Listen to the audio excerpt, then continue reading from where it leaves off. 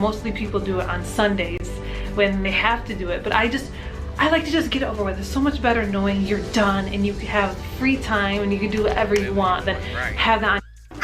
Hey, look, that's my girl. Looks like you're getting a $3,200 refund. Did she mention that at H&R Block, everyone gets their max refund or their money back? And on your mind while having the free time. You know what I mean? It's just so much better to get it done. You'll feel so good. Start off good. Do your homework. Do the best you can do on every single test. I know I can. Pause. I forgot to send out the motivation for everybody. I mean, the link to everybody. My bad, everybody. Dang. I got y'all. I'm about to send y'all out. Send it out right now. I keep it on pause for the time being until everybody can get up in here. Get out that game real quick. Copy link. Let me copy the title. Alright, there we go. And as soon as I paste the first one in there, I'll start the video back. Let me just send this out real quick.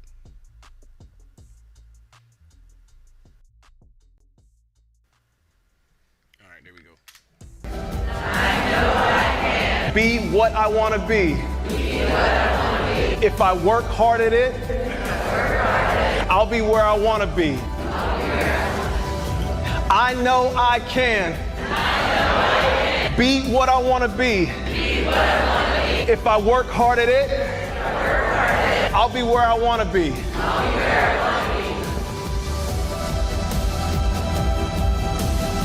Hard work pays off. You know, the classes I used to slack on and I didn't do that great in, it showed. In the classes I worked really hard on and I tried my best, it showed. You know, it made me realize that hard work really, really does pay off in the end.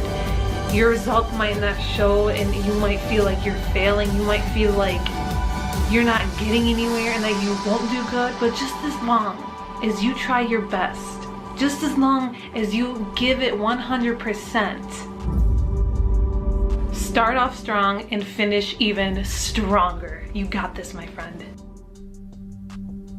If I could go back and give my younger self just one piece of advice, what would it be?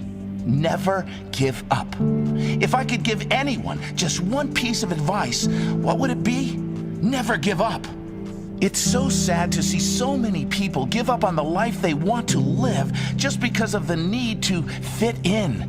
Fit in with parents, fit in with friends, fit in with society.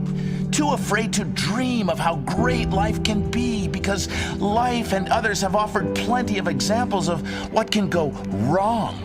Plenty of examples of how hard life is, how much of a struggle life is.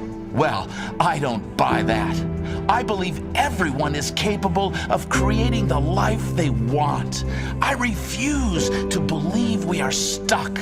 I refuse to believe in limitation. We are capable of anything, only if we believe that. Because with belief comes action. With belief comes possibilities. With belief, we are open to opportunities. When we refuse to give up on our dream, when we seek to find examples of those who have achieved the life they want, when we want to learn how we can make steps forward every day, when we are open to learn more, when we are willing to work for it, when we trust our intuition and follow our hearts, when we have the courage to trust the universe and reach for the sky, well, then anything is possible. If you believe it, you can achieve it. If you can dream it, there's no doubt you can be it. Believe in yourself. Shakespeare said, our doubts are traitors and make us lose the good we oft might win by fearing to attempt. Hey, what's up? Oh, yeah. See, most people fear failure so much they don't even try. Hey, we in here. What's up? Oh, getting motivated, getting ourselves right for the day. Hey, I hope you get a chance to stick around for this episode. It's sure to be interesting. I promise you. Therefore, they fail by default. Achieving anything of significance in life will never be easy. But the only way you can guarantee not achieving anything is if you never try in the first place. You do not know what is going to happen in the future. Anything can happen if you believe in yourself and are willing to learn how to make it happen. It might not happen right away. It might take you longer than expected. But if you are committed and maintain belief that in the end you will achieve your desired outcome, you will achieve your desired outcome. Never give up. Never, ever give up.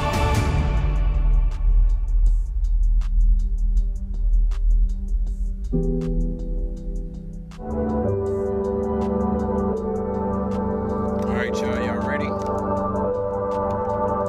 Now, this episode of Expansion Pack is gonna be good. I'ma just shut up and I'm gonna let my mans talk. All right, he had a very, very interesting theory.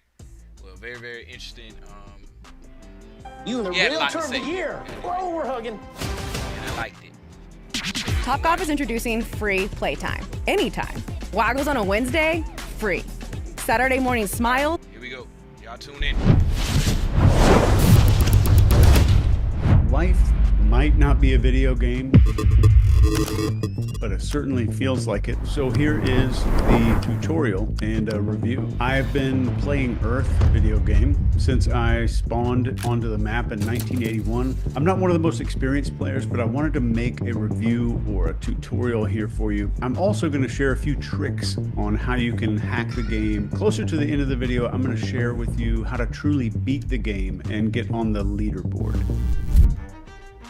So basically, when you start the game Earth, you're dropped straight into the tutorial phase, and the developers call this childhood. And you learn the basics, how to interact, survive, and get by. But the thing is, this tutorial barely scratches the surface of what you'll need to know to play Earth really well and level up your character. In most games, when you choose a character, you get to break down all their strengths and weaknesses so you can plan accordingly. But in Earth, that is not how it works. The deep traits, the strengths, and the flaws of your character are kept hidden from you on purpose. You don't get any guide telling you what you're naturally good at or where you might struggle. And the developers designed it this way. You have to dig, you have to work, you've got to explore and understand who your character really is. And most players who play Earth spend their entire lives without ever fully knowing their character's true potential. And they get stuck playing Earth on the surface level, and they miss out on the depth that could change the way they experience the entire game.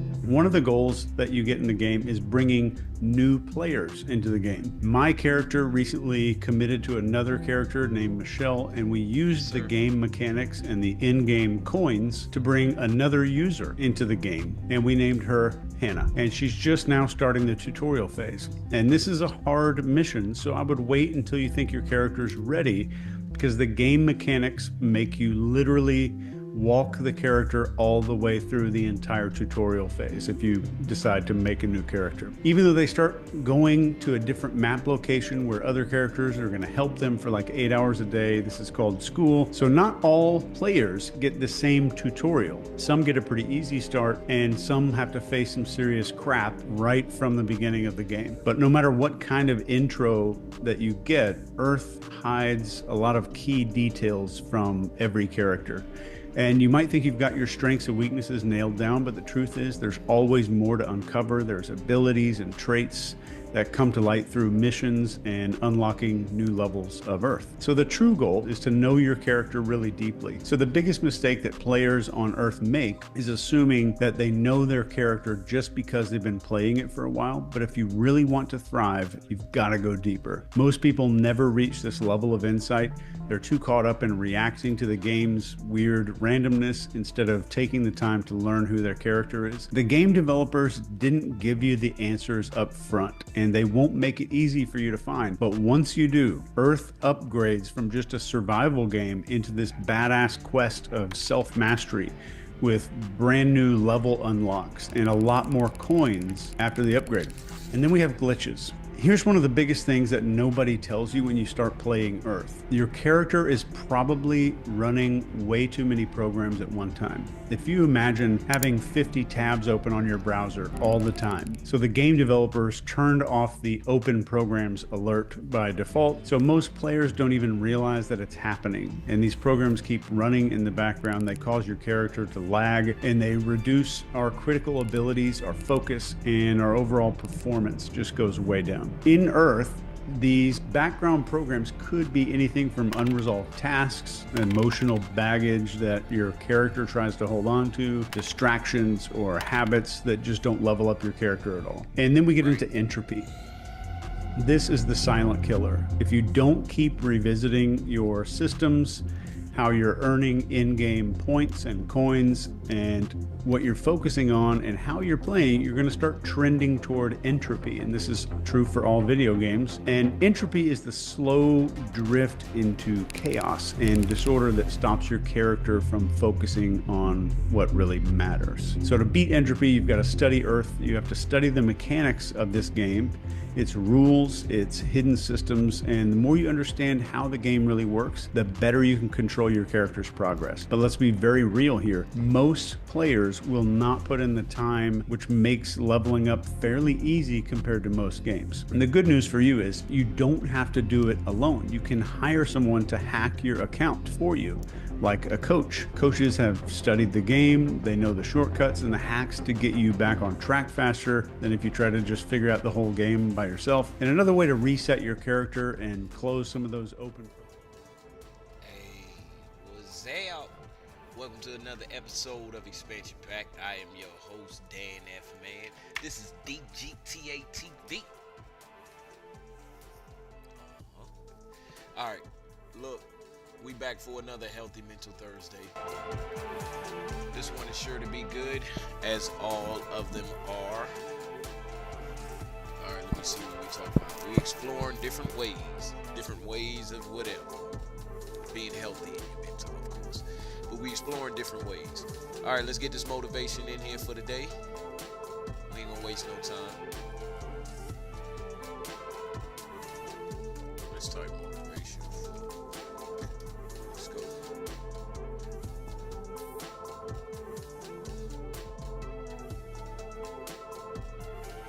This is Wix Studio, the platform for agencies and enterprises, built to meet any brief. When your project calls for bold creativity, design freely on Figma and seamlessly move to Studio, where your vision takes shape. Fine-tune every detail. Strength, leadership, power, authority, guidance, patience are God's gift to us as men. We have to cherish that, not abuse it. I prayed this morning to be a better listener. Didn't work so well. We're human. You get back up. Yes, I've been high up on the mountain. I've been blessed. But that's a slippery slope. Yeah. And it's lonely up there. Yeah. You know, people don't know that side of it. We did not come this far to just break down and lose now. I'm a winner. I'm going to win. True desire in the heart, that itch that you have, whatever it is you want to do, that thing that you want to do to help others and to grow and to make money, that desire, that itch, that's God's proof to you. Sent beforehand already to indicate that it's yours. Aspire to make a difference. So you are what you are in this world. That's either one of two things. Either you're somebody, or you're nobody. Never give up. Without commitment, you'll never start. But more importantly, Without consistency, you'll never finish. It's not easy. If it were easy, there'd be no Denzel Washington. So, keep working, keep striving, never give up, fall down 7 times, get up 8. Ease is a greater threat to progress than hardship. So, keep moving, keep growing, keep learning. See you at work.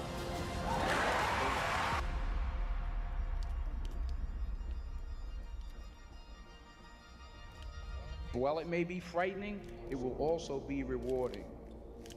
So you got to get out there.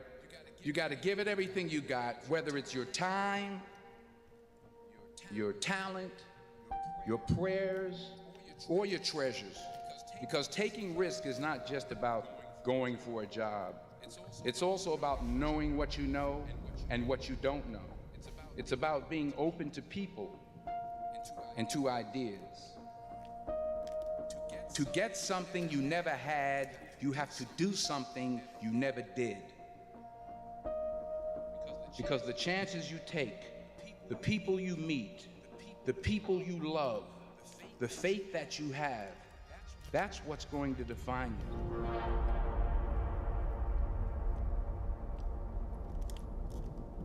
I found that nothing in life is worthwhile unless you take risks. Nothing. Nelson Mandela said, "There is no passion to be found playing small and settling for a life that's less than the one you're capable of living." Now, I'm sure in your experiences in school and applying to college and picking your major and deciding what you want to do with life, I'm sure people have told you to make sure you have something to fall back on. Make sure you got something to fall back on, honey. But I never understood that concept, having something to fall back on.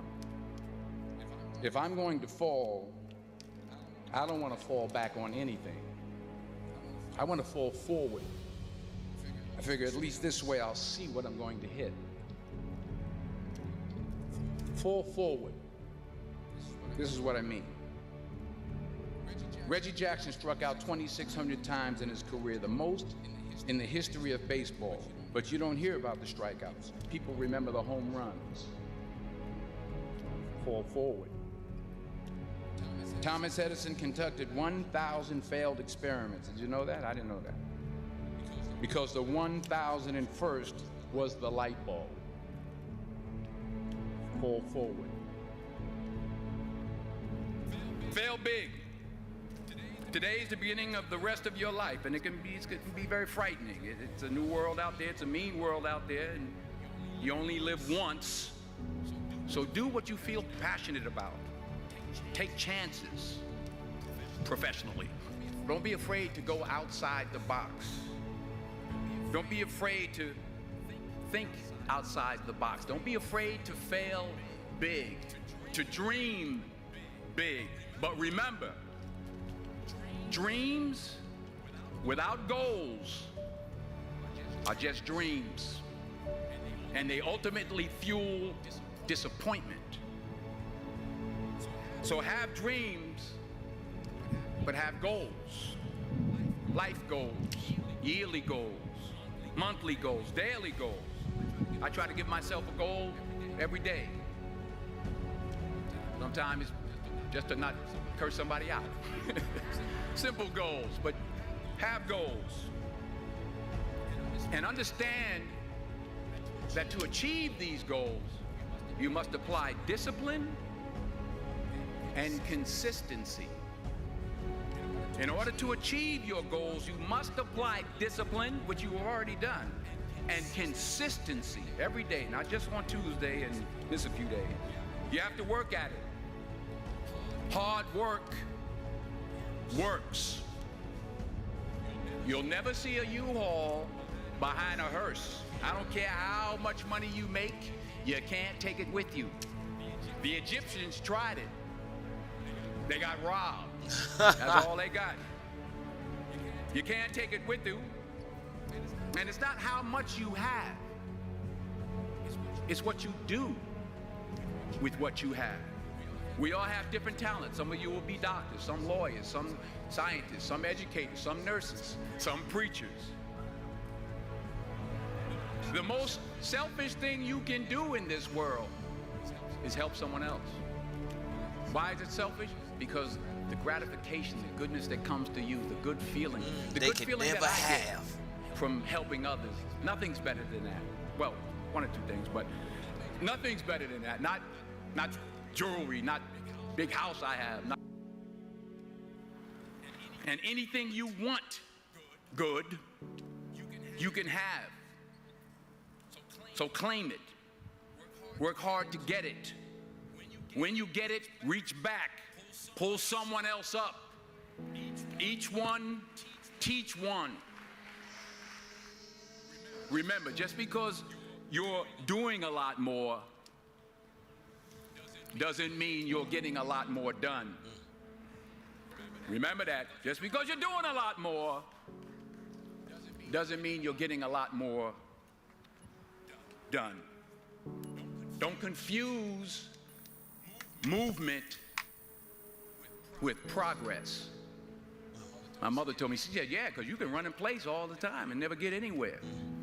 So continue to strive, continue to have goals, continue to progress. There y'all go. Hey, I hope y'all motivated. We're gonna start this thing off right. Alright, so I'm pretty sure Psych to Go got some messages out there, but let's see. Different forms of healthy mental awareness. There you go. There you go. Let's put a little taste of filter on. Look at Dr. Joe. They make Dr. Joe look young. Dr. Joe Dispenser.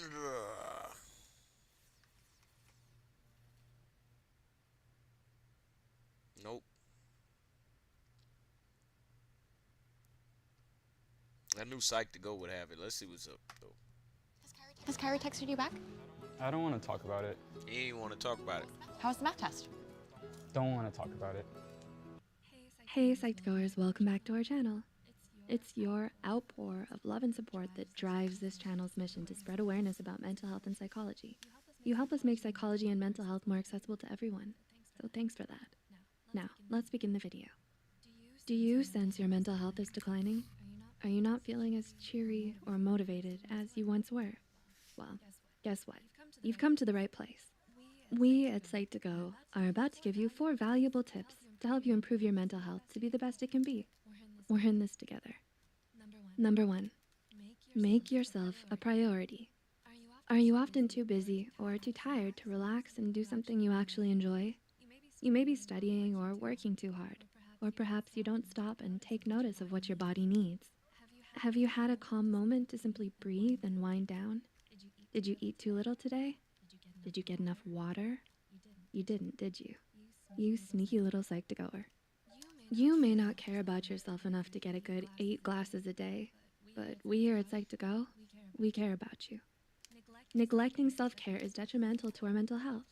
Research has shown that what we eat affects not only our mood, but how we think as well. And if you don't eat enough, odds are you aren't going to feel great. Exercise and enough sleep are also vital to our health. So, if you're watching this late at night on your phone, hear these tips and then call it a night. Your mental health will thank you tomorrow, I promise. Number 2, create positive thoughts. Are you aware of your thoughts? You may say, of course I know what I'm thinking. But less often do we actually stop to consider what it is we're thinking, what we're saying to ourselves, and if it's something we'd say to others. Think about it. Are your thoughts more often positive or negative? According to a new 2020 study from psychologists at Queen's University, published in the journal Nature Communications, the average human has around 6,200 thoughts per day. In another study published in the National Science Foundation, it was found that of the thousands of thoughts each individual has per day, 80% were negative, and 95% were the exact same repetitive thoughts as the previous day. So, we repeat a lot of negative thoughts. But this next study will really put things into perspective for you. In another study from Cornell University, scientists found that 85% of what we worry about never happens. Not only that, 79% of the subjects found that either they could handle the difficulty better than they thought, or that the difficulty taught them a lesson they felt was worth it. So this is my advice to you. Stop, breathe, and think about what you're thinking about. Is it positive? Is it healthy? More importantly, is it something you would say to a friend who is worried too and looking for comfort? Right. It's I gotta always think about best that. to treat I gotta ourselves like remember our that. best friend. Be there to comfort yourself with positive thoughts. And when in doubt with a worry, try to ask yourself, is this worry productive? Am I making this more difficult than it has to be? Number 3, say what you feel. Guess what? There's a writer here inside your screen, and she's writing to tell you it's late and she's tired. But she's feeling better now, and she wanted me to let you know. She's keying you into a little psychology secret. Expressing how you feel makes you feel better.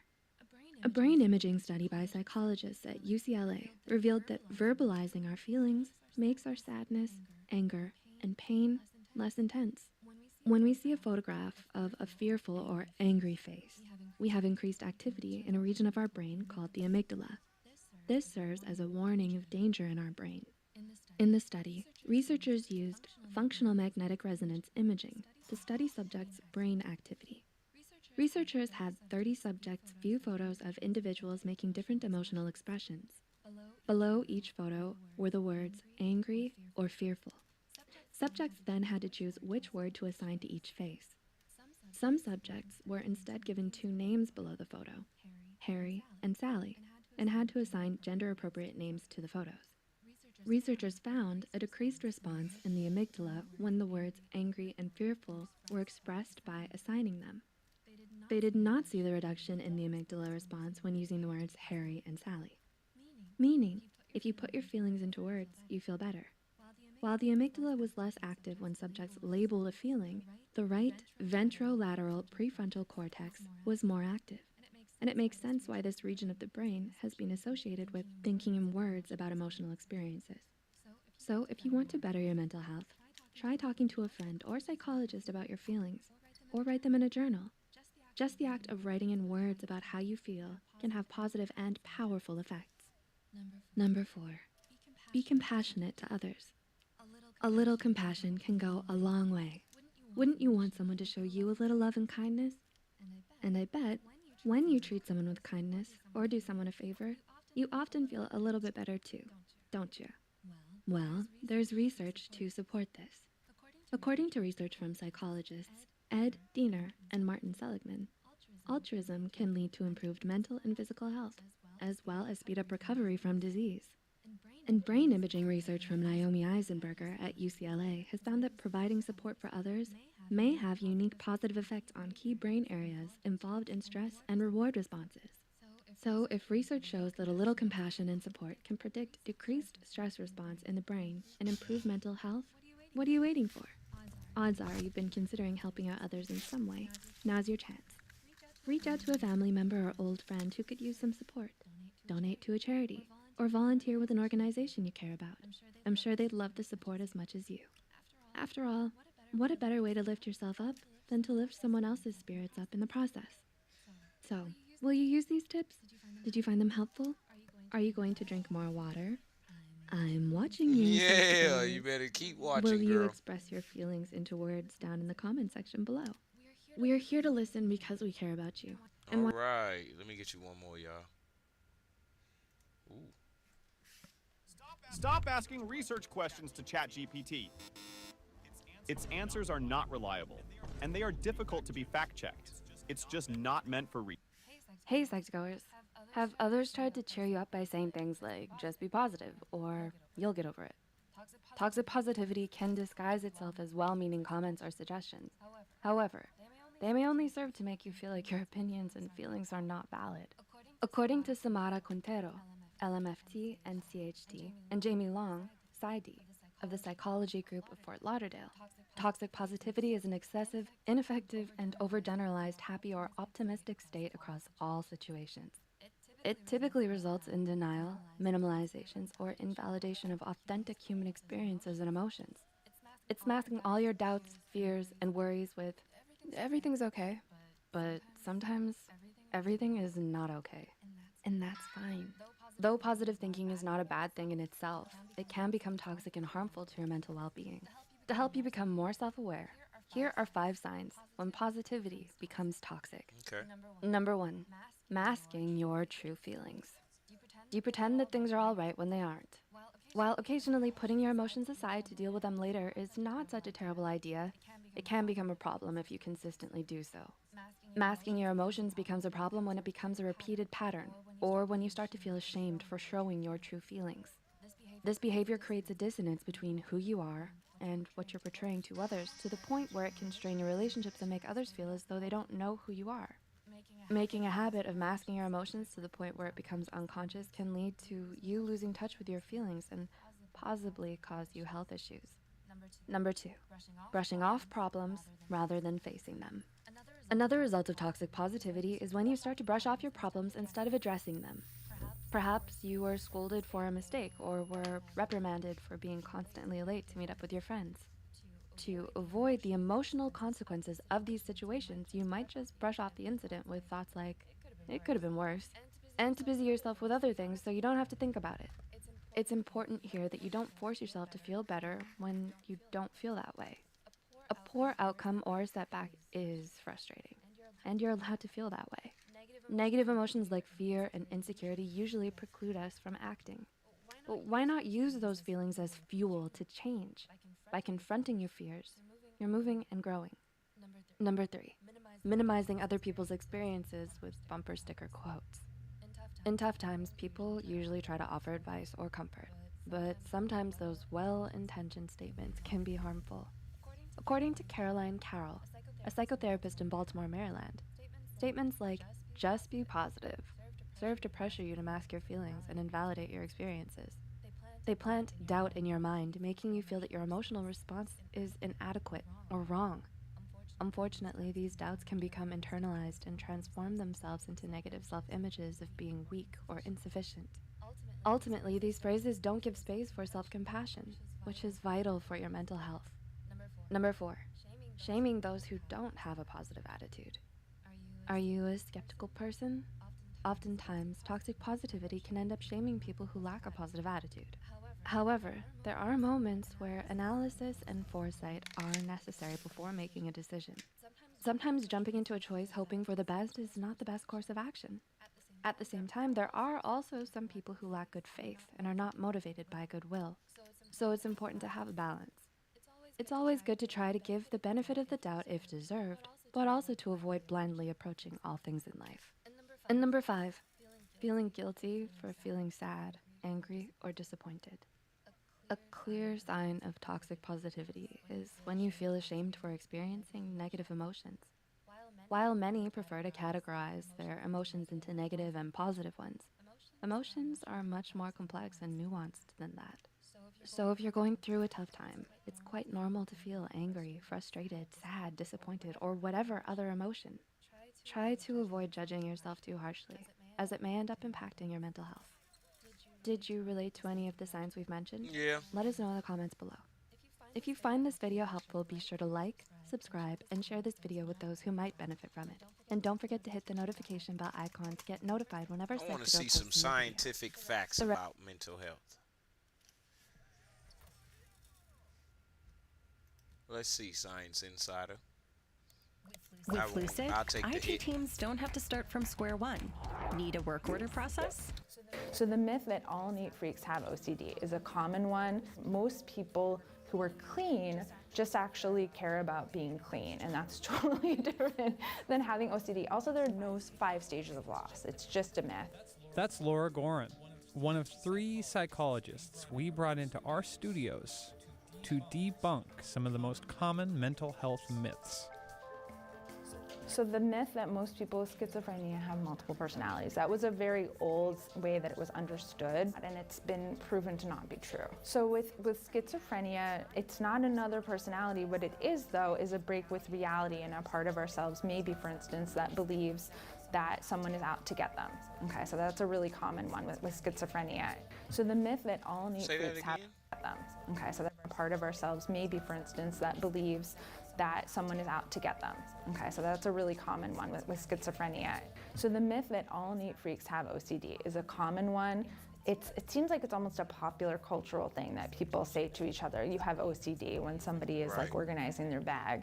And in reality, OCD itself, the illness, has different components, and one of the subsets is the keeping things organized and clean, but it has to be at an obsessive level where people are thinking about it all the time, and so that itself is really uncommon. Most people who are clean just actually care about being clean, and that's totally different than having OCD. Bipolar disorder is not simply mood swings. It's a very high elevation of maybe a positive mood and a very low negative mood. Everybody has mood swings, but with bipolar disorder, it's not just that. It's severe forms of elevated mood or depressed mood, and they cycle through that. And so sometimes it could be shown as symptoms of like a manic episode. Might be somebody like hypersexuality or not sleeping at all and things like that. It's not simply feeling good. This is a common myth, and I hear people throw this one around a lot too. Anxiety itself is thinking, and just imagine yourself going into the worry thoughts of what if this happens, what if that happens? And it's unremitting, and it goes on for hours for some people, sometimes it's more passing for others. But being stressed out about something, as humans, we're wired to handle stressors, and we've been dealing with an onslaught of stressors since the beginning of time. Going to work, taking the subway, coming into contact with other people, that can be stressful, that can be stress-inducing. Unless you have an actual panic attack while you're taking the subway, that would be more of an anxiety reaction, whereas the stress of taking the subway is more stress-based. Everybody feels anxious, let's say, before a presentation or before an exam, but an anxiety disorder is the extreme form of that, where it becomes, it interferes with somebody's daily functioning. This is actually a really important myth. Sadness is an ephemeral reaction to something. It's an emotion, by definition, lasts a few seconds. It can last like 10 minutes, but on average, we have an emotion, it passes, and then we have another emotion. The thing that tends to bring us from sadness to depression is rumination, which means thinking about the thing over and over and over again. And that's how we then go from sadness to depression, but it's not an immediate thing. We all have moments of sadness, and we just allow them and let them pass. We tend to be okay, but if we get caught up in ruminating and thinking about all the reasons why we're sad, that's when we tend to go into depression. So to the myth that depression is not a real illness, it is a real illness, and in fact it can be incredibly debilitating. In order to classify as having depression, we have to have some kind of a lethargic kind of behavior where we have trouble getting out of bed. I mean, there are different ways of depression, but one of the primary ones has this kind of what they're called neurovegetative symptoms, like where we can't sleep, where we can't eat. There's also a kind of depression which is dysthymia, which has an anhedonia component into it, which means less pleasure in things that we used to enjoy, which is another kind of depression. And a lot of people will describe I used to love pottery, and now I can't even look at pots. Something just totally changes for them when they're deeply in this state of depression. Talking about painful things that you've learned how to sort of cover over can initially be more painful, but in the interests of working out things that, if not dealt with straight, I say thus and so. Can the therapist handle the level of despair that I sometimes feel? And on those occasions when the patient has the strength to put it out there and see how the therapist responds, the fact that the therapist can handle it is a big step toward the patient then being able to handle it. There are reasons, and they may change over time, but I think the thing that I would want to debunk in that respect is the idea that there's a single reason, so that if you handle that, then you're going to be freed of that. And there's not. In most cases, there's not. You've got to discover the reasons, in the plural, that you're depressed and what you can do something about. Yes, sir. When I started Walton Goggins Goggle Glasses, I knew I'd be its fancy name and pretty face. And what you can't. The myth that only women get depressed couldn't be further from the truth. However, women are twice as likely to experience depression. So the reason why oftentimes people think women have a higher rate of depression than men is because of maybe hormonal changes, life circumstances, and stress. The other thing that I like to think about is that women might express their feelings in a different way than men do. So sometimes men might, act out behaviorally, whereas women might focus on their internal experience, and so they might be more likely to see a therapist if that's the case. When people have gone down the road of eventually deciding to go on medications for antidepressants, they don't change your personality, they change the symptoms of depression. They can also work for anxiety. So typically, if we have just typical symptoms of depression and anxiety, we'll be given an antidepressant, is what is called an SSRI, and that will help us regulate the symptoms of our just up and down of moods. And the way I describe it to people is it's like going back to your baseline you when it's the right medication, but it doesn't change your personality. Your personality, you're you. So in terms of the myth that we'll always be cured from depression by antidepressants, the research shows that the most effective thing right now for depression is actually therapy, and then for people who need antidepressants, therapy and antidepressants together are another effective form, and not everybody has to take it. So even people who are taking antidepressants, it's important to still be in therapy. The myth that bad parenting causes mental illness, I think, is a trap, because parents are all too ready to take responsibility and to feel guilty about all sorts of problems that their children have.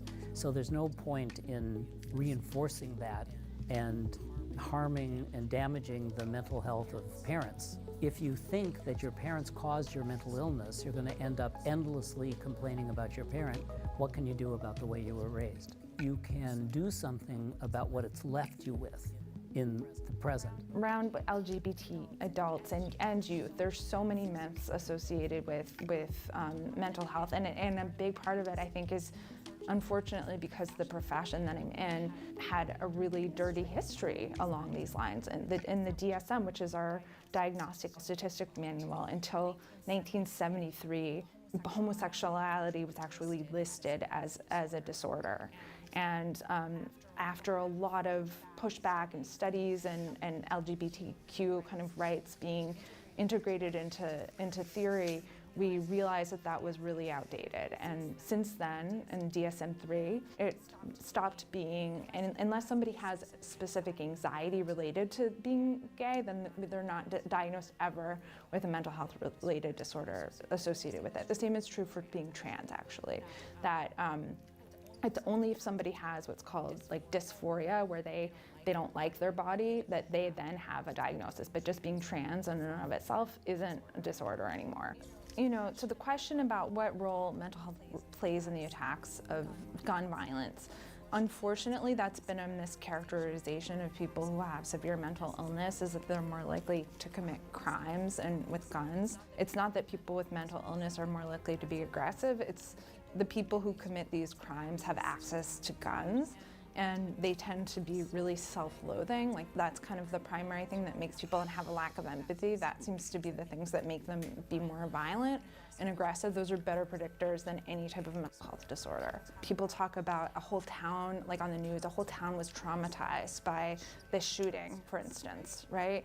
And it doesn't work that way, and that's actually one of the most common mental health disorders that I have seen mischaracterized in that particular way is PTSD. People seem to think that by virtue of having experienced a potentially traumatic event, that you'll have these particular realm of symptoms that include hypervigilance, there's impulsivity, there's so many different realms of what comes up for people after trauma. And I've heard people say, because I was traumatized, because I was there on 9/11, for instance. Well, a whole city was there, and we have really good numbers about the number of people who ended up having PTSD, and they're actually really small. When something like this happens, a major tragedy like a gun shooting or a 9/11 or any other type of tragedy like that, people tend to be resilient. There's a big myth, actually, even within the mental health field, saying that there are prototypical ways to respond to grief and loss, and that's in pop culture as well, that people have these ideas that there's one way to grieve, and if we're not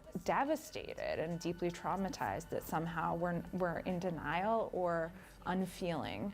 And that's not true. In fact, since the beginning of time, we've been dealing with death. We have different ways of dealing with it. And sometimes we're relieved that the person dies because we didn't have a very good relationship with them. Or even if if we love them and we feel really connected to them, but they were sick, we're relieved that they're dead because we don't want them to suffer anymore. People tend to feel really guilty about being relieved after a death, which is a very common reaction to death. There are no 5 stages of loss. It's just a myth. And it's one of the most popular myths out there. And it's one of those things where people who aren't very psychologically minded will come in and say, oh my gosh, I must be in the denial phase of loss, or I must be in this phase because I'm not dealing with it yet. In reality, I just think it's one of those things that makes us feel safe. Like if we can imagine these stages are ahead of us, then we can feel better about where we are. And so I think that's why it's so popular. However, I've seen the flip side, which is why it can be damaging when people have losses and they're judging themselves for not having this prototypical series of stages, and they're not based on reality or evidence or anything. Okay, so people are gonna hate me for saying this, but and this is so common in the dating world. Like people, if you ever look on people's profiles, on dating profiles, they always say like, I am an NYFB, or I don't even know what they say, but it's always about how there are these certain, Myers-Briggs score, and it's really popular these days, Myers-Briggs, and in fact, a lot of organizations use it and really, base a lot of their testing on it. Again, there's no validation around any of these studies, and so while it might resonate for people, and that is something that, just like when we talk about, I'm a Gemini because I do this, it resonates for you, the idea of being a Gemini, and you might act in ways that remind you of this description of what it is to be a Gemini, but there are no empirical tests to say that you are this thing. There are personality tests, but Myers-Briggs isn't one of them. The myth that therapy is going to be building your online business? Go to Wix.com and set up exclusively about the past or predominantly about the past and not help you in your current life or not give you a forum for talking about what's happening today and yesterday. There's a reason why people hold on to that myth. And the reason is that there was an early version of psychoanalysis that held to the idea that people's personalities were formed in their first 5 years and that the past was strongly formative of the present.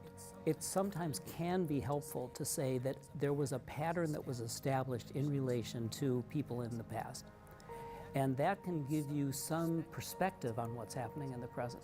So making reference to the past is not necessarily a bad thing, but it should never be because this happened, therefore you're having this problem now. It's not an explanation. It's only a way of getting perspective on the present. I think oftentimes people might say, oh, why not go speak with a friend who's a good friend and they can keep things confidential. But therapists are trained to work in a particular way to help people deal with specific problems they're facing. Therapists are different than friends because even though your friends might be willing to, for example, hold a secret, therapists really treat things in a very confidential manner, and they're willing to explore things that maybe a friend would be uncomfortable exploring. Actually, the fact is that most people who come to therapy are among the stronger people. And the reason is because they have the courage and the strength to look at themselves, which is not an easy thing to do in various ways.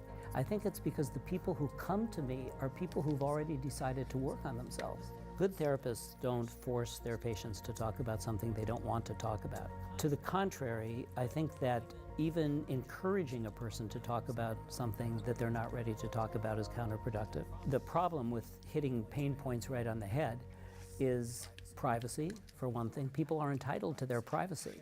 Therapy isn't just an opportunity to spill. So I think having people's privacy, when their privacy is respected, that makes them more confident to open up, actually. But the other problem for that is that the therapist needs to be thinking that there's a limit to the tolerance of everybody, including the therapist, for how much pain they can tolerate at any given time.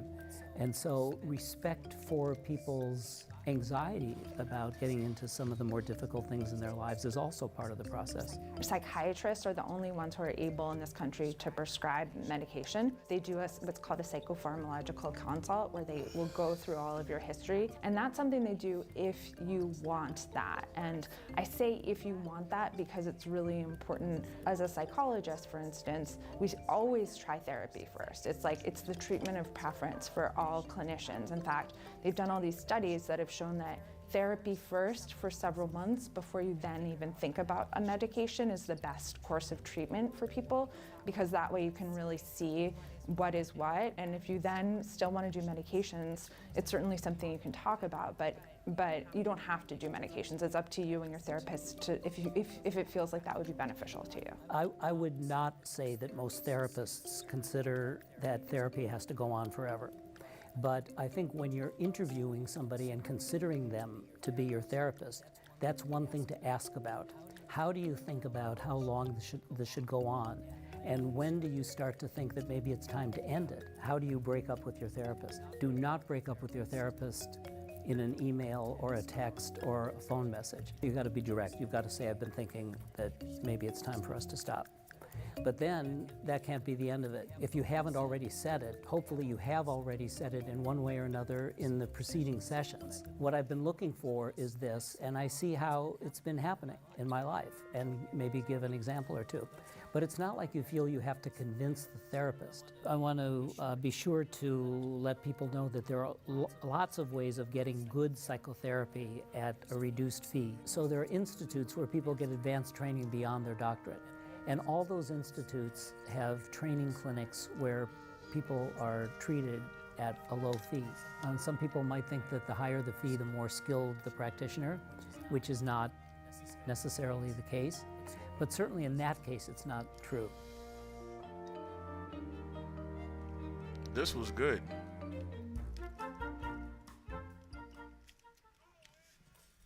This was good.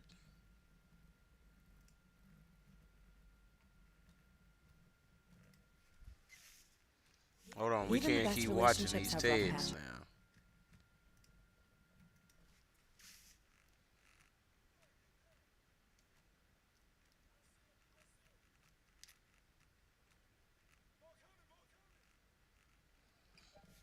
Hold on, y'all. All right, there we go.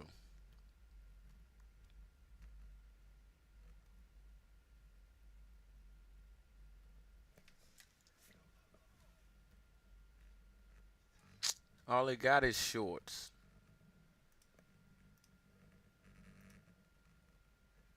All right, we'll just scroll down real quick. Brainidos presents 12 Genuine Signs of Intelligence. Have you ever encountered someone who really wanted everyone to think they were smart? And whether they were using big words or just flaunting their nerdy hobby, it was quite obvious that they weren't as bright as they tried to appear. While smart individuals are more likely to believe that they aren't particularly smart, less intelligent people are prone to overestimate their competence. Intelligence is indeed something that a lot of people wish they had, and many others attempt to fake. However, there are certain things in life you simply cannot fake, and genuine intelligence is one of them. In fact, there are several indicators that have been scientifically linked to higher levels of intelligence. Here are 12 of them. Number 1, insatiable curiosity. You might think that pretending to know everything is impressive and makes you look smart. However, it's the ones who admit they don't know everything who are the brightest. It's not just because it displays humility, it's also because it shows their interest in learning new things. Truly intelligent people ask insightful questions and spend hours researching new and exciting topics. As a result, they continue to learn throughout their lives. Number 2, open-mindedness. Too many people take pride in what they believe, and they often associate their sense of self with their rigid point of view. Intelligent people tend to be more objective because they look at a situation from different perspectives and make an effort to really understand it before making a judgment.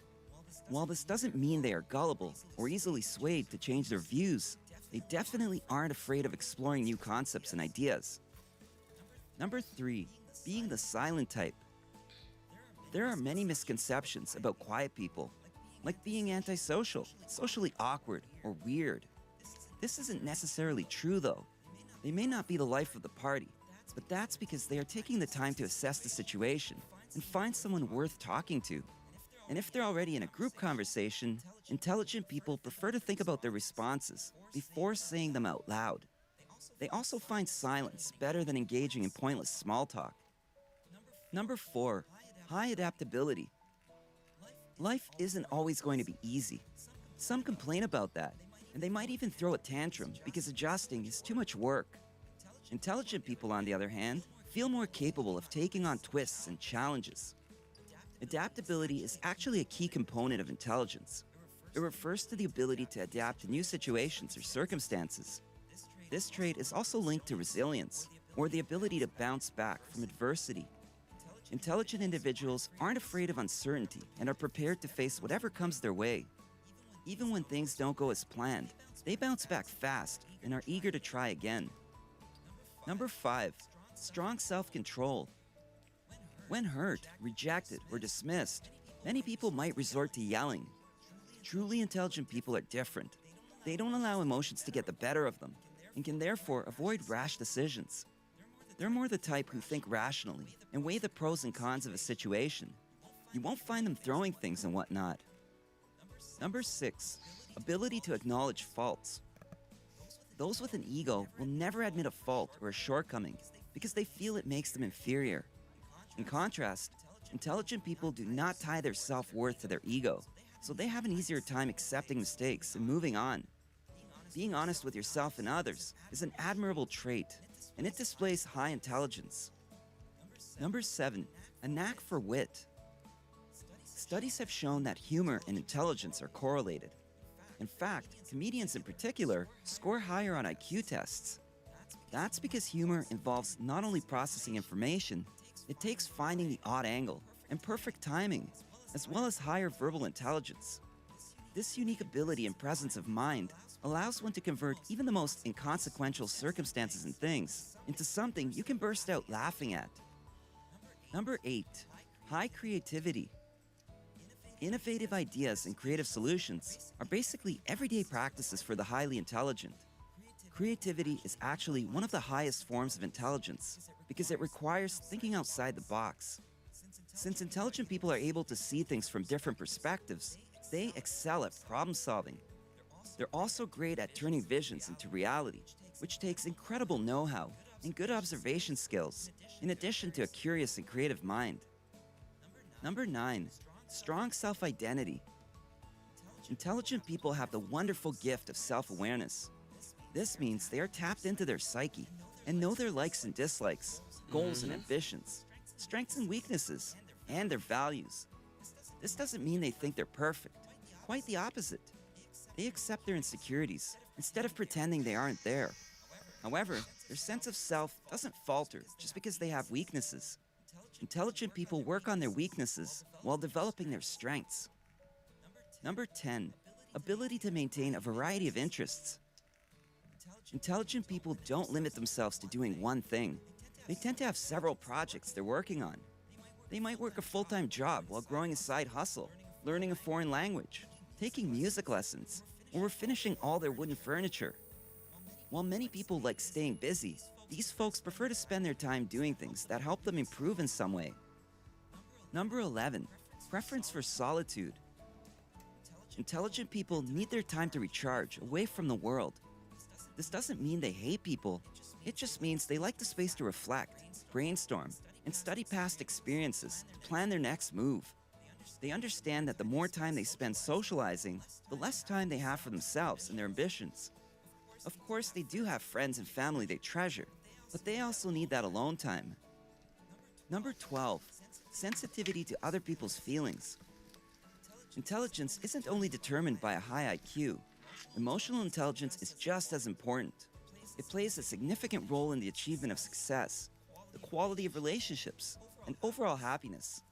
A well-developed EQ enables you to better deal with stress and to understand others and where they're coming from. Being sensitive to the feelings and emotions of people around you also allows you to respond in a way that is appropriate to their needs. Empathy is in fact one of the most prominent elements of emotional intelligence.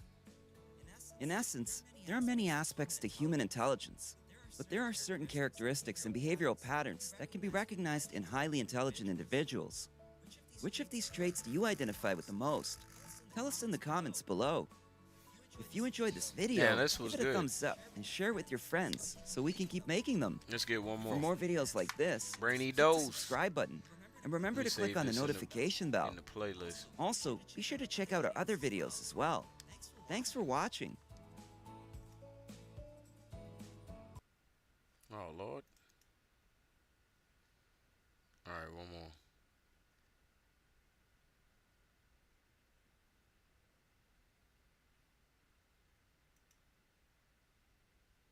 Hold on, before you pay for yet another app to manage your team, let me introduce you to Connect Team, the one platform that replaced... If you study the development of the fantasies of very, very dark people, you see that they brood and fantasize in isolation for years.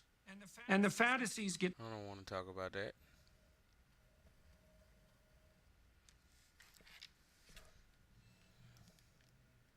Well, not with my audience, at least.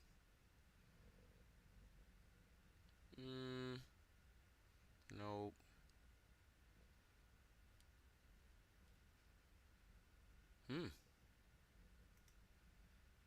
Let's finish watching this. To adapt. Let me ask you this. Do you believe you have full control over your life? Or do you feel like you're at the mercy of forces beyond your understanding? The truth, perhaps, lies somewhere in between. The Nova effect doesn't deny free will, but it does challenge us to think differently about what free will actually means. It's not about controlling every aspect of your life that's impossible. It's about how you respond to the chaos. It's about recognizing that while you can't control the ripples, you can decide how to navigate them. In a way, this is liberating. If life isn't a fixed script, then you're not bound by any single path. You're free to adapt, to grow, to find meaning in even the most unexpected circumstances. But this freedom comes with a responsibility, the responsibility to create your own narrative, to decide for yourself what everything means. In the next section, we'll dive deeper into how the stories we tell ourselves shape our reality, why embracing uncertainty is key to finding meaning, and how the Nova effect can help us live with both purpose and resilience. The power of perspective, how the stories we tell define our reality. Think about this for a moment. What is the difference between a setback and an opportunity? Between a tragedy and a lesson? Between failure and growth? The answer is simple: perspective. The way we interpret events shapes our reality more than the events themselves. And this is where the Nova effect becomes more than just a thought experiment. It becomes a way of understanding life.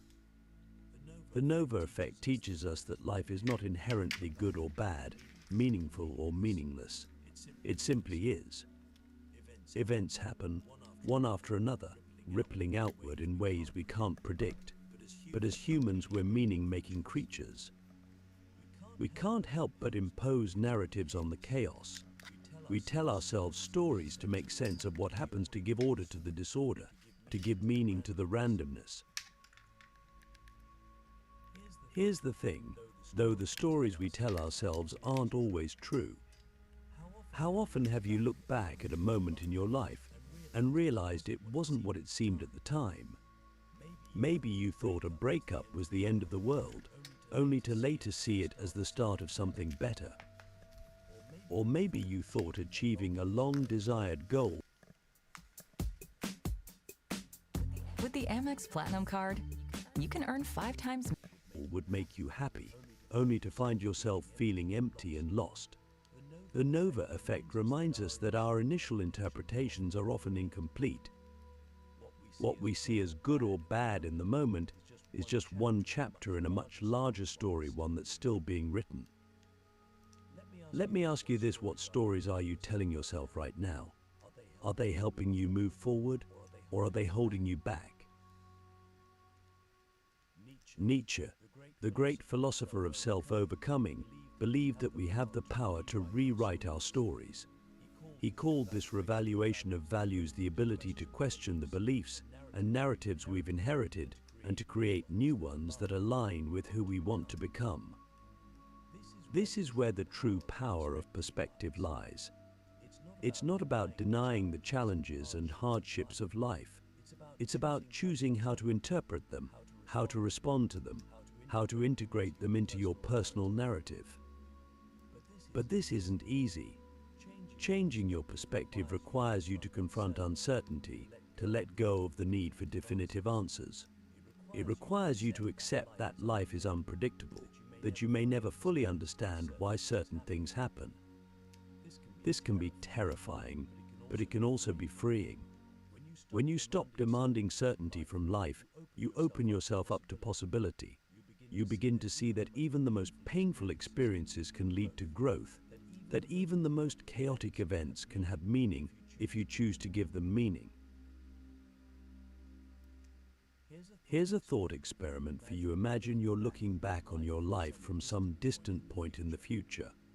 What if you could see how every moment, every joy, every heartbreak, every failure was part of a larger pattern, one that ultimately made you who you are? Wouldn't that change the way you view your struggles? This perspective shift is at the heart of resilience. Resilience isn't about avoiding hardship, it's about learning to adapt and grow in the face of it. The Nova effect shows us that we can't control what happens, but we can control how we respond. We can choose to see every event, no matter how painful or unexpected, as an opportunity to learn, to evolve, to become more fully ourselves. In the final section, we'll explore how to take these ideas and apply them to your life. We'll talk about practical strategies for embracing uncertainty, rewriting your narrative, and finding meaning in the chaos. And we'll end with a question that could change the way you see your entire life. Embracing the unknown, how to find meaning in chaos and create your own path. Now that we've explored the Nova effect and its profound implications, we're left with a question: what do we do with this knowledge? How do we live in a world where everything is interconnected, unpredictable, and often beyond our control? How do we find meaning in life's chaos without falling into despair or clinging to false certainty? The answer lies in embracing the unknown. Life is messy, unpredictable, and often doesn't make sense in the moment. But that's what makes it so beautiful. When we let go of the need to control every outcome, when we stop trying to force events into a rigid framework of good or bad, we open ourselves up to possibility. We begin to see life not as a puzzle to be solved, but as a journey to be experienced. Here's where the practical side of the Nova effect comes in.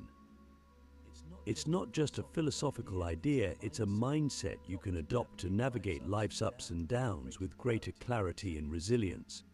Let's break it down into 3 actionable steps. First, embrace uncertainty. This is easier said than done, but it's essential. The truth is, we don't know what the future holds. We can't predict how today's events will shape tomorrow. But instead of fearing this uncertainty, we can learn to see it as an opportunity. Every moment of uncertainty is a chance to grow, to adapt, to discover something new. The next time you're faced with an unexpected challenge, ask yourself, what could this teach me? How could this shape me in ways I can't yet see? Second, rewrite your narrative. Remember, the stories we tell ourselves shape the way we experience life. If you see yourself as a victim of circumstance, you'll feel powerless. But if you see yourself as the protagonist of your own story, you'll realize that you have the power to create meaning, even in the face of hardship. Start by reframing your past. Instead of focusing on what went wrong, look for the ways those events helped you grow. How did your struggles make you stronger? What lessons did they teach you? And how can you use those lessons to shape your future? Finally, focus on the process, not the outcome. One of the biggest traps we fall into is thinking that happiness or fulfillment lies at some distant finish line. But the Nova effect reminds us that life is not about reaching a destination, it's about the journey. The setbacks, the detours, the moments of uncertainty, these are not obstacles to overcome, they are the very fabric of life. When you stop fixating on outcomes, you free yourself to fully engage with the When I started Walton Goggins Goggle Glasses, I had no idea what I was doing. But GoDaddy Aero does, using AI to build a logo, website, and social content. So I can let the world know if your goggles ain't gogging. present moment. You start to see every experience, no matter how small, as an opportunity to grow and evolve.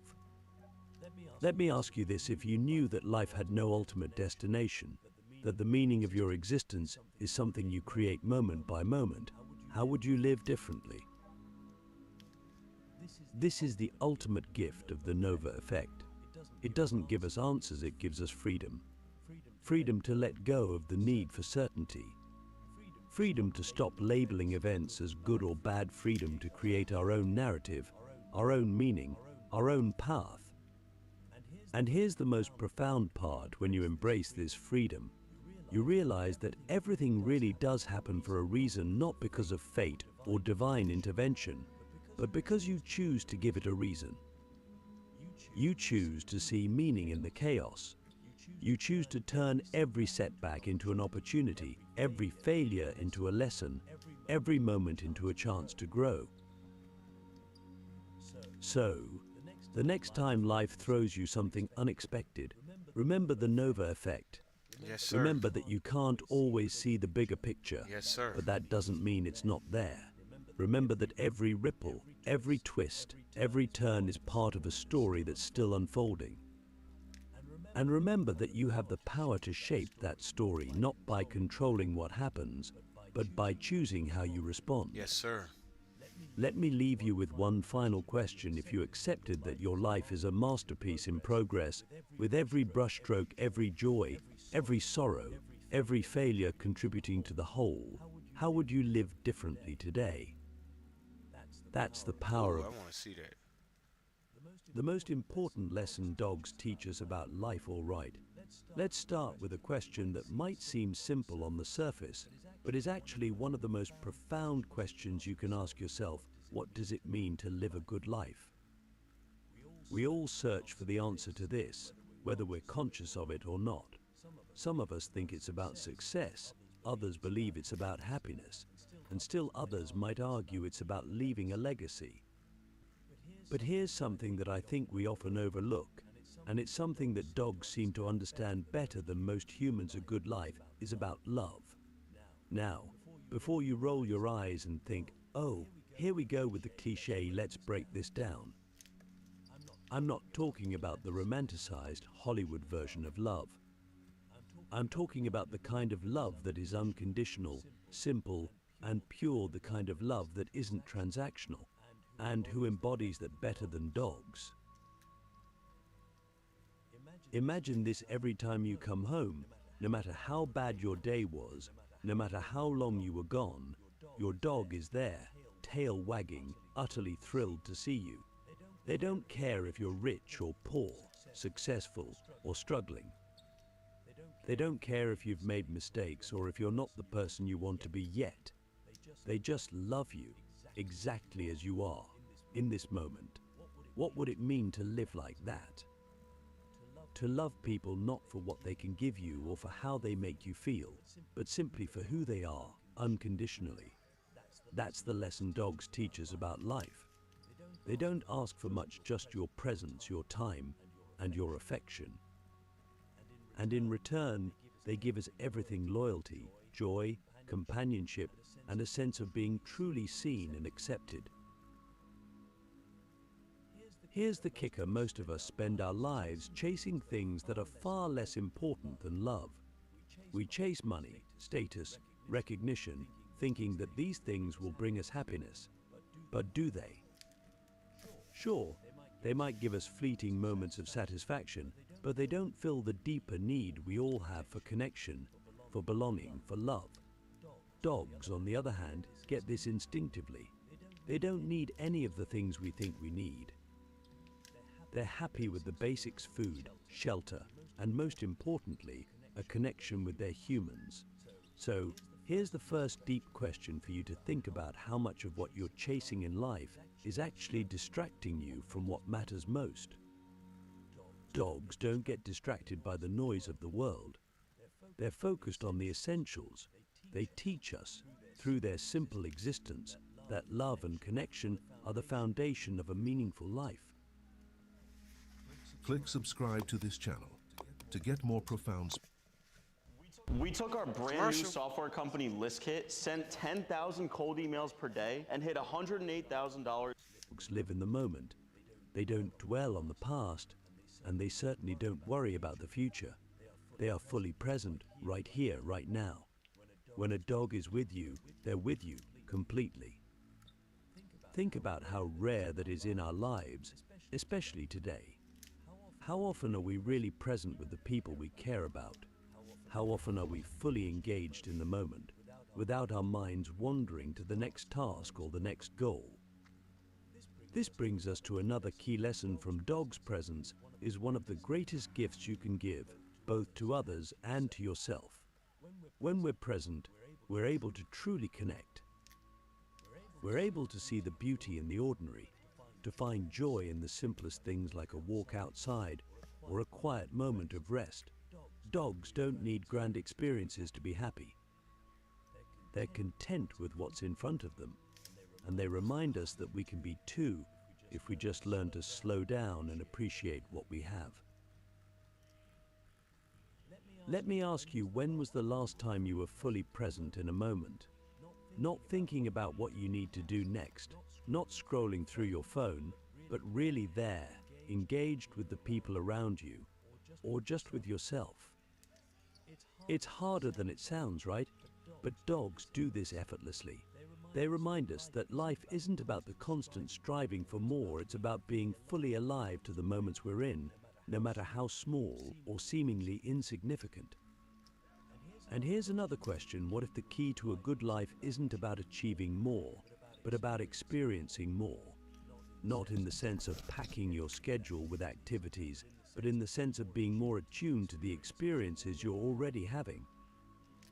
Dogs are masters of this. They don't need to be entertained constantly. They can find joy in the simplest things: a familiar scent on the breeze, the sound of your voice, the warmth of your touch. So, what if we took a page out of their book? What if we learned to find joy in the small moments, to be fully present with the people we love, and to focus on what really matters instead of what the world tells us we should be chasing? In the end, the most important lesson dogs teach us about life is that love and presence are the true foundations of happiness. Everything else is secondary.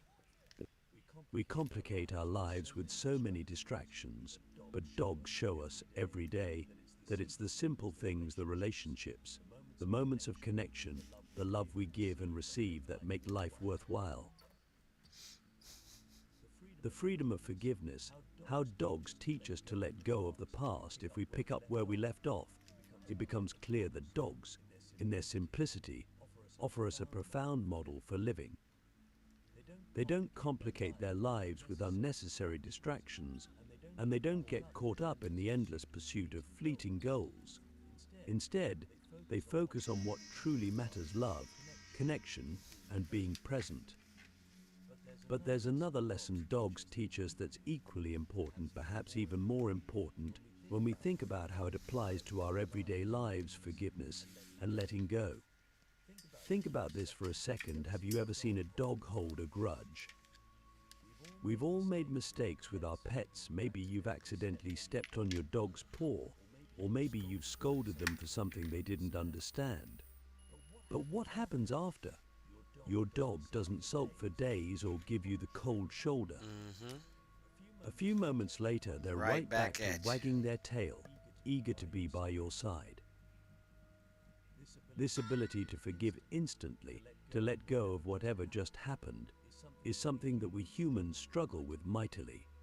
We hold on to grudges, we replay arguments in our minds, and we let past hurts shape our present and future relationships. But dogs, they live in the moment, and part of living in the moment means not carrying the weight of the past.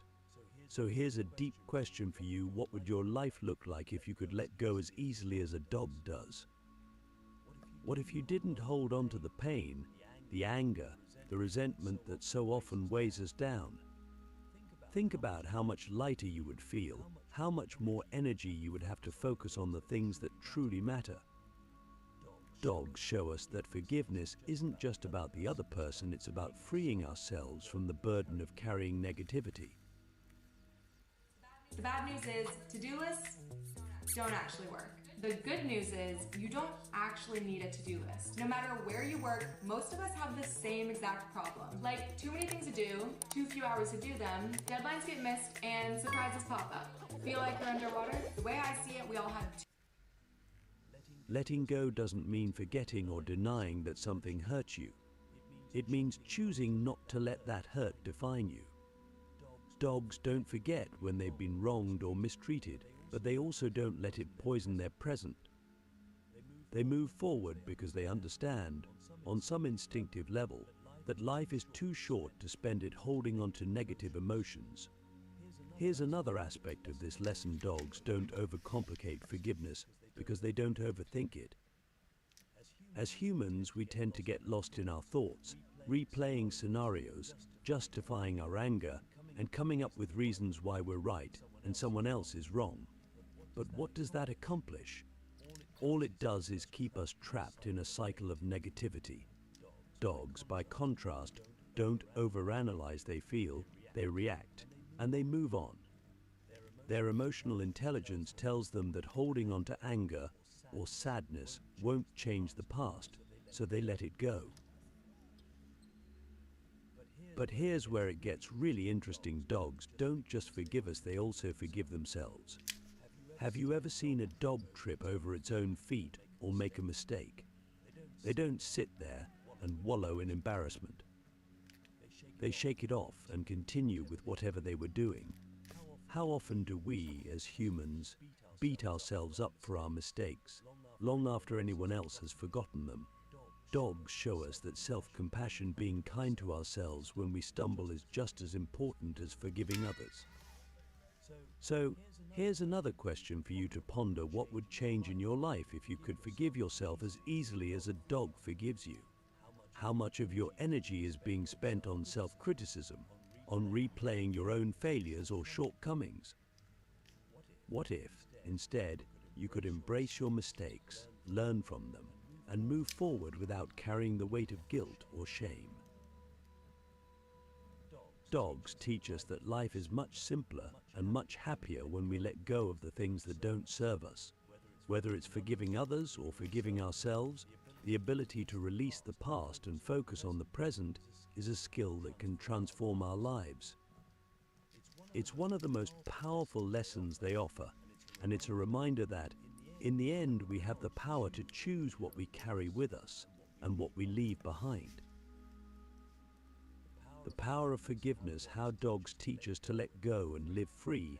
Now that we've explored the idea of forgiveness and letting go, there's another aspect of a dog's wisdom that ties perfectly into this lesson: loyalty and trust.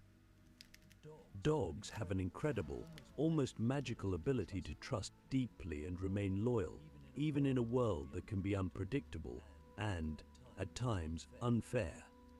This loyalty isn't just an instinct, it's a profound, conscious choice that dogs make every day. And it's something we can learn from in a world where trust and loyalty often feel fragile or conditional.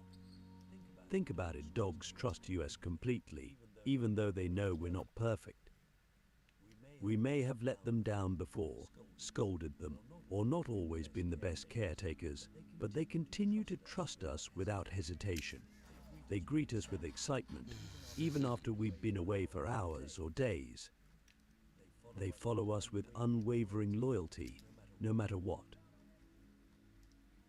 Here's the deep question: what would our relationships look like if we could trust and be loyal in the same way dogs do? Not blindly, of course, but with a full understanding that trust isn't about expecting perfection. It's about choosing to believe in someone's goodness despite their flaws. Dogs seem to understand this intuitively. They don't expect us to be perfect. They just want to be by our side, to share in our lives, and to give us their loyalty. But trust, for them, is not just a passive state. It's an active expression of love. When a dog trusts you, they relax into the relationship. They don't question your intentions. They don't second-guess themselves or wonder if they're worthy of your love. They just trust. What if we could live like that? In human relationships, we often guard ourselves. We hold back, afraid of being hurt, afraid of being vulnerable. But dogs remind us that trust is a gift we can give, and it's a gift that enriches both the giver and the receiver. When you trust someone, you're saying, I believe in you. I believe that. Even if things aren't perfect, you are worth my loyalty. Here's something else to consider. Dogs trust us, even though they don't always understand what we're doing. Think about when you take your dog to the vet. They don't know why you're making them go through something uncomfortable, but they trust you anyway. They trust that, even when things are tough, you have their best interests at heart. What if we could apply this wisdom to the uncertainties we face in our own lives? What if we could trust that, even when we don't fully understand what's happening, things might still be working out for our benefit? Dogs teach us that sometimes trust means letting go of the need for control. It means believing that, even if we can't see the entire picture, there's something good on the other side of the struggle. And loyalty. Loyalty is the glue that holds trust together in the long term. It's not just about being there when things are easy or convenient. It's about showing up, day in and day out, through the ups and downs. Dogs are loyal to us even when we make mistakes. They don't hold grudges or keep score. They simply choose to stay by our side because that's the kind of creature they are. So, let me ask you this: what does loyalty look like in your life? Are you loyal to the people who matter to you, not just when things are going well, but when they're struggling, when they're imperfect? Are you loyal to your own values and beliefs, even when it's hard? Dogs teach us that loyalty isn't about convenience, it's about commitment. It's about saying, I'm here for you, no matter what. In a world that often feels transactional, where relationships can sometimes feel fragile or conditional, dogs remind us that true loyalty is about showing up again and again without expecting anything in return. And when we embrace that kind of loyalty and trust, we not only strengthen our relationships, but we also find a deeper sense of peace within ourselves because we've chosen to live with integrity, just as dogs do. Living with purpose, how dogs teach us to focus on what truly matters. As we near the end of this journey through the wisdom that dogs offer, let's focus on one final lesson: living with purpose. Dogs, in their simplicity, seem to have an innate understanding of what matters most in life. They don't get caught up in the noise, the distractions, or the trivial concerns that often consume us. Instead, they live with a clear purpose: to love, to be present, and to enjoy the moments they have. This is Wix Studio, the platform for agencies and enterprises, built to meet any brief. When your project... What if we lived with that same clarity of purpose? So often we complicate our lives by chasing things that don't truly fulfill us: money, status, external validation. We get caught in the whirlwind of comparison, always looking for the next achievement, the next milestone, the next thing. That will make us happy. But dogs remind us that life's purpose isn't found in these external pursuits. It's found in the relationships we build, the love we give, and the moments we share. Here's a profound question for you. What would change if you stripped away all the distractions and focused only on what truly matters to you? Dogs don't waste time on things that don't align with their purpose. But they don't worry about the past or stress about the future. They focus on the here and now, on the people they love, on the joy of a simple walk, or the comfort of lying in the sun. Living with purpose doesn't mean you ignore your responsibilities or stop striving for growth. It means you align your actions with what you truly value. Dogs teach us that purpose is not some grand, elusive thing. It's in the day-to-day choices we make. It's in how we treat others, how we spend our time, and where we place our attention. At the end of the day, dogs show us that a life well lived is one where love, presence, forgiveness, loyalty, and purpose converge. They live these values naturally, without complication, and it's in this simplicity that they show us the most important lesson of all, that life, at its core, is about connecting deeply with the people and experiences around us. So, as we wrap up this reflection, I leave you with this final question: what simple, purposeful changes can you make today to live more like the dogs we admire? The answer might be simpler than you think.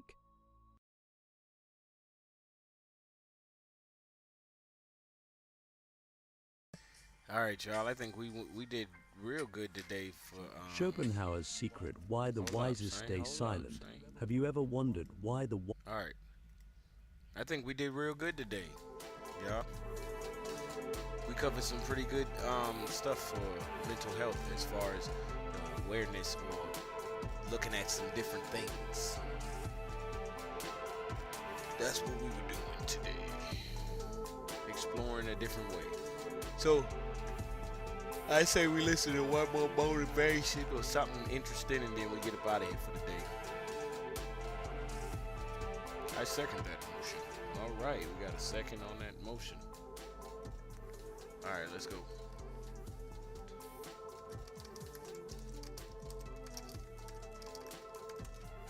Fun facts about mental health.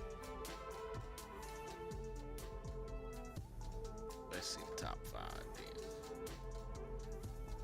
Hello everyone, welcome back to AMH. Today is the 19th of December 2016. We're 6 days out till Christmas. I did not expect him to pop I'm already up wearing like my that. Christmas jumper and I cannot wait till Christmas Day. This year I hope it snows because for me it doesn't feel like Christmas without the snow. Let me know in the description box down below if any of you are ready for Christmas, if you've already brought all your presents and wrapped them, or if you're like me and you leave it till the 23rd, the 24th, and then you start to panic and think, oh my life, I forgot all of my presents. Where am I going to go? And then you rush to the shops and absolutely nothing's left, and then you're stuck. If you're like me, let me know in the description box down below. Now, let's get into today's video, which is top 5 facts on mental health. Fact number 1, 9 out of 10 people who suffer a mental health condition or illness experience some sort of discrimination or stigma in their lives. Now, I find that quite alarming and disturbing, considering the amount of people in the world that actually suffer from a mental health condition. Which brings me on to fact number 2. 1 in 4 people worldwide suffer from a mental health condition. Fact 3, 50% of mental health conditions are developed by the age of 14. Point 4, 55,000 suicides happen every year due to a mental health condition. Now that's just in Europe, that's not worldwide. 55,000 people commit suicide a year in Europe due to a mental health condition. Now that is scary. That's the population of the Marshall Islands. That's like someone wiping out the whole population of the Marshall Islands every single year. Fact 5, anxiety is the most common mental health condition suffered worldwide. Thank you for watching our video on top 5 facts on mental health. In my next video,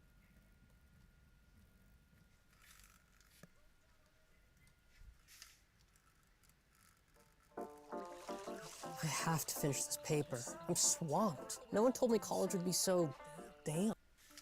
Rainidos presents 11 interesting psychological facts about human behavior.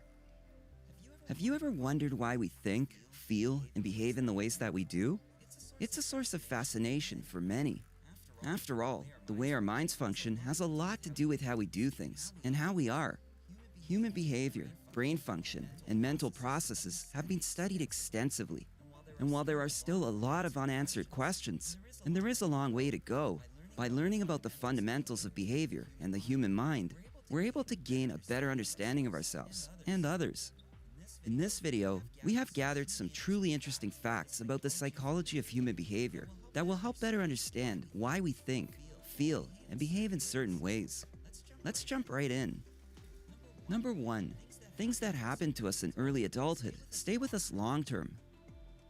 Have you ever noticed how often older people talk about their early 20s? Or have you ever wondered why so many people love coming-of-age stories? Well, this phenomenon is referred to as the reminiscence bump. You see, we have a preference for recalling experiences from adolescence and early adulthood, primarily due to the emotional intensity of this period, because of the number of choices and changes that occur during that time. Graduation, marriage, the birth of a child, these are all new experiences, making them much more memorable. Research also suggests that memories are easily accessible from the reminiscence bump because they are linked to self-identity and significantly contribute to an individual's attitudes, beliefs, and life goals. Number 2, thinking about your problems from a third-person perspective allows you to find effective solutions. Would you say you think about other people's problems more clearly and sensibly than your own? According to research, the answer for most people is yes, and this is known as the Solomon's paradox. People, regardless of age, are more likely to think more rationally while contemplating someone else's difficulties than when addressing their own problems. That said, a self-distancing strategy can eliminate this bias. I like that. So, the next I heard time you're that faced with a before. personal dilemma, practice your reasoning skills by taking a step back and considering your situation from an outsider's perspective. Number 3, those most incompetent are the least aware of their own incompetence. You've probably witnessed this happen, maybe around the dinner table, during a holiday family gathering. During the meal, an extended family member begins talking about something, claiming to be right, and everyone else is foolish, ignorant, or just plain wrong. This person's lack of knowledge is obvious to everyone in the room, yet they continue to ramble on, blissfully unaware of their own ignorance. This is called the Dunning-Kruger effect, a cognitive bias in which people think they are smarter and more capable than they actually are. Their poor self-awareness and low cognitive ability leads them to overestimate their actual capabilities. Number 4, hostile people tend to own more aggressive dogs. Research shows that anger, aggression, and hostility are more common in the personality of owners of stereotypically violent breeds. Could it be possible that people choose dogs that are an extension of themselves? We typically select friends and partners with similar interests and tendencies, so why not pets? Perhaps, but other factors may also influence people's aggression and their choice of violent breeds. For instance, those who are socially isolated, have fewer visitors, or live in high-crime neighborhoods are more likely to be under chronic stress, possibly making them more aggressive, and thus, they would be more inclined to pick a guard dog, such as a Rottweiler or Pit Bull. Number 5, daydreamers are more creative. Do you tend to get in trouble for daydreaming in class or during a meeting at work? Mind wandering is often viewed as a negative trait, but it's not necessarily the case.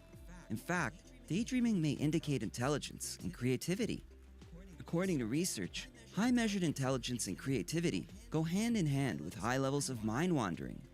What's more, frequent daydreamers not only tend to score higher on IQ tests, but their brains also appear to be more efficient. Yes, some people have more efficient brains than others, which translates into an increased capacity to think. And as a result, their brains may wander when performing easy tasks. They can zone in and out of discussions or tasks when appropriate, then seamlessly tune back in without losing crucial details or steps. Great. The new GoDaddy Arrow has AI marketing tools to help small businesses easily reach thousands of customers. It writes sweet social ads and email marketing. even analyzes the results to boost business. I better start up in my game with some sweet new moves. Guess who's back in the disco, moving so cool, so slick like Crisco. Bet you ain't did it like this though. Brand new chain, new clothes, and a wrist roll.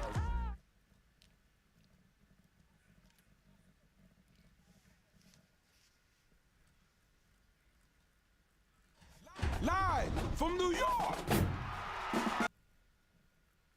All right, y'all.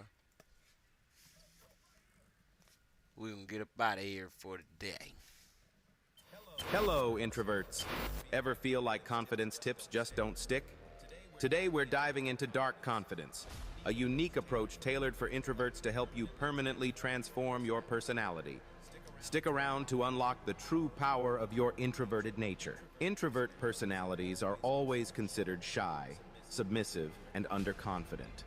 But some of the world's most powerful, confident, and attractive personalities are naturally quiet introverts who have trained themselves to be confident. Today, we will learn about dark confidence and how you can definitely transform your introvert personality into a dark, confident personality. There are plenty of videos and articles on the internet related to confidence, but the biggest problem for introverts is that they seem very effective for a while, and after some time, you revert back to your original personality.